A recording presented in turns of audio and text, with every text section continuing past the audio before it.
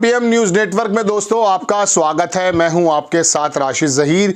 ये बात तो तय तभी हो गई थी जब संजय झा को जनता दल यू का बनाया गया था अध्यक्ष। अब वो कार्यकारी बनाया था या टेम्परेरी बनाया था वो तो जाने नीतीश कुमार, लेकिन चूंकि भारतीय जनता पार्टी में जबरदस्त पैठ रखते हैं संजय झा और इन दोनों के मिलाने में भी उनका ही रोल बताया जाता है। अब उसके रिजल्ट निकल कर आने लगे। आपको मालूम है केसी त्यागी ने इस्तीफा दे दिया। प्रवक्ता थे नीतीश कुमार का चेहरे के बाद अगर कोई जनता दल यू में ऑल ओवर इंडिया अगर कोई एक्सेप्टेबल या वेल नोन चेहरा है वो किसका था? केसी त्यागी। अपनी बात को बड़ी मुखरता से रखते थे, मोदी जी के पक्ष में भी बात करते थे, ऐसी बात नहीं है, लेकिन उनको जाना पड़ गया है। क्या इसकी वजह यह है कि भारतीय जनता पार्टी की दखल अंदाजी जनता दल यू में इतनी ज़्यादा बढ़ चुकी है कि अब नीतीश कुमार असहाय हो चुके हैं? क्या इसकी वजह यह है कि केसी त्यागी ने जो पिछले दिनों कुछ बयान दिए कूटनीति से लेकर के इंटरनल पॉलिटिक्स को लेकर, क्या इसकी वजह यह बनी है? इसके बारे में तो अंदाज़ा आप करेंगे, हम आपके सामने सिर्फ तथ्य रखने आए। पहली खबर दोस्तों यह है कि केसी त्यागी ने प्रवक्ता पद से इस्तीफा दे दिया है और राजीव रंजन को नया प्रवक्ता बना दिया गया है। हालांकि इसमें कोई इतना लंबा चौड़ा काम नहीं होता है। प्रवक्ता का काम तो यही होता है कि अपने घर अपने ऑफिस में बैठ करके लाइव अपनी बातें कह देना, ज़्यादा भागदौड़ का काम भी नहीं होता, लेकिन फिर भी उसको हटा दिया गया है। क्या इसकी वजह यह है कि केसी त्यागी ने कह दिया था कि इजराइल को हथियार देना बंद कर दो? क्या इसकी वजह यह है कि अग्निवीर के बारे में केंद्र सरकार को घेर लिया गया था? क्या इसकी वजह यह है कि वो मुसलमानों के वक्फ बोर्ड के बारे में बोल पड़े थे? कई सारी बातें हैं, वो मैं आपको सिलसिलेवार दिखाता हूं दोस्तों कि आखिरकार केसी त्यागी को क्यों हटा दिया गया है। इसकी वजह तो जाने ये, लेकिन मुझे या आपको इस बात पर भी गौर करना चाहिए कि संजय झा के बनने के बाद जनता दल यू पर नीतीश कुमार का पूरी तरह से कंट्रोल है या Bharatiya Janata party indirect way में अप्रत्यक्ष रूप से कंट्रोल कर चुकी है। वक्फ बोर्ड पर जब लल्लन सिंह ने लोकसभा में बयान दिया और पक्ष में नजर आए तो नीतीश कुमार को आगे आना पड़ा। अब आप देखिए, ये आपकी स्क्रीन पर तस्वीर है, ये लोकसभा इलेक्शन 2024 में अग्निवीर योजना की समीक्षा होनी चाहिए। जनता दल यू नेता के केसी त्यागी का बड़ा बयान। जब अग्निवीर की बात कही तभी से ये जो है थोड़ी धार पर आ गए थे। दूसरा बयान मैंने निकाला है दोस्तों, वो देखिए आप। कांवड़ यात्रा के नाम पर जो योगी आदित्यनाथ ने एक अजीबोगरीब शिगुफा छोड़ा था कि नाम लिख देना साहब, नेम प्लेट पर यूपी सरकार से अपने भी नाराज नीतीश कुमार की पार्टी ने भी जताई आपत्ति। यहां पर भी केसी त्यागी बोले थे, इसी रीजन में रहते हैं, शायद मुरादनगर के रहने वाले हैं और उत्तर प्रदेश के मेरठ सीट से एक बार लोकसभा का इलेक्शन भी लड़ चुके हैं, वो जब जनता दल यू और भारतीय जनता पार्टी साथ हुआ करती थी। अभी फिलहाल आपको याद है असम के अंदर एक नए योगी आदित्यनाथ पैदा हो गए हैं। अभी उन्होंने एक बयान दिया है कि साहब 2 घंटे की नमाज जो है वो शुक्रवार को मिला करती थी, उसको छुट्टी जो मिलती थी उसको हटा दिया जाए। अभी वो रोज़ाना नई नई बातें चल रही हैं। उसके बारे में असम विधानसभा में नमाज के लिए ब्रेक ख़त्म करने के बाद सीएम हेमंत पर बीजेपी के 2 अहम सहयोगियों ने साधा निशाना। ये आपकी स्क्रीन पर तस्वीर है, खबर कब की है? 31 अगस्त।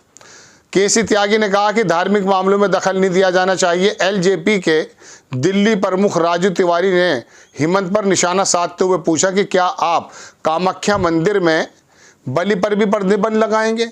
इस तरह के बयानात जो हैं वो भारतीय जनता पार्टी को ज़्यादातर एक्सेप्ट नहीं होते हैं, लेकिन वो बयान जब कहा कि इजराइल को हथियार देना बंद कर देना चाहिए तो वो तो पूरी दुनिया में स्वागत योग्य है। पूरी दुनिया फ़लस्तीन के साथ किस प्रकार से खड़ी आप जानते हैं अच्छी तरीके से। ऐसे में अगर केसी त्यागी ऐसा बयान देते हैं तो मोदी सरकार शायद कोई परेशानी में आ गई है। आखिरकार क्या नीतीश कुमार का वर्चस्व अपनी पार्टी से हटता जा रहा है?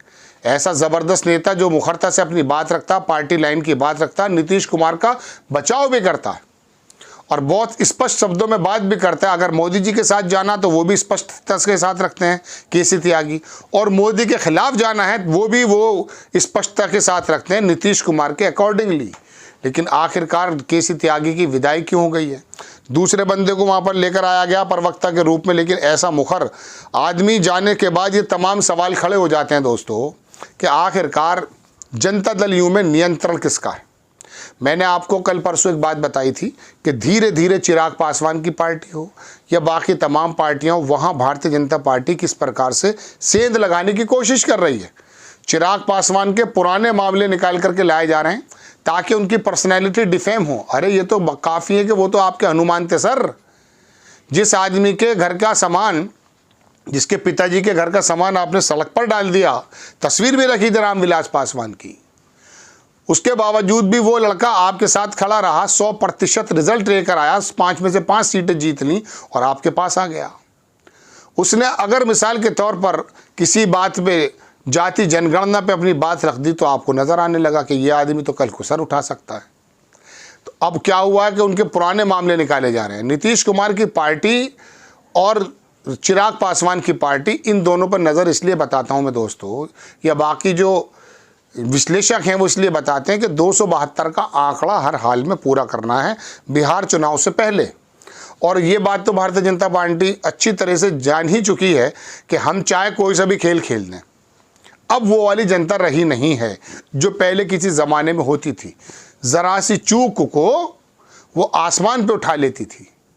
जब बोफोर्स का मुद्दा वीपी सिंह लेकर आए तो हिंदुस्तान का हर एक वोटर ऐसा दरोगा बन गया कि राजीव गांधी को खुद ही सज़ा देगा। बोफोर्स का धब्बा माथे पे लग गया, बाद में जाकर क्लियर हुआ कि साहब इसके अंदर कुछ नहीं था। किताबों में आई बात, लेकिन वो बोफोर्स का मुद्दा बना करके वीपी सिंह राजीव गांधी की सरकार को उखाड़ फेंके। वजह उसकी ये थी कि उस जमाने की जनता ये सोचती थी कि करप्शन को हम टॉलरेट नहीं करेंगे, भले खुद कुछ भी करते रहें।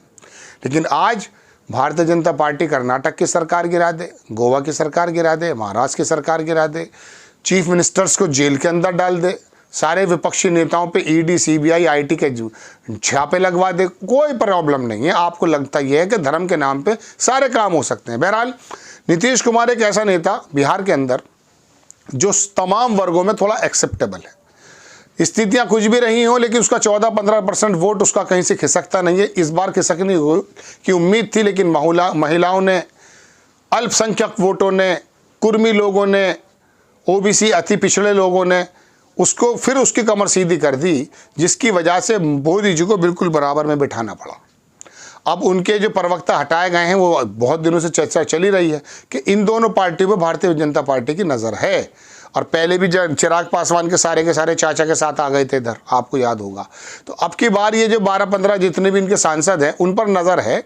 और इस फैसले से तो बिल्कुल साफ नज़र आता है कि अब जनता दल यू पर नीतीश कुमार का कोई बहुत भारी कब्जा नहीं है।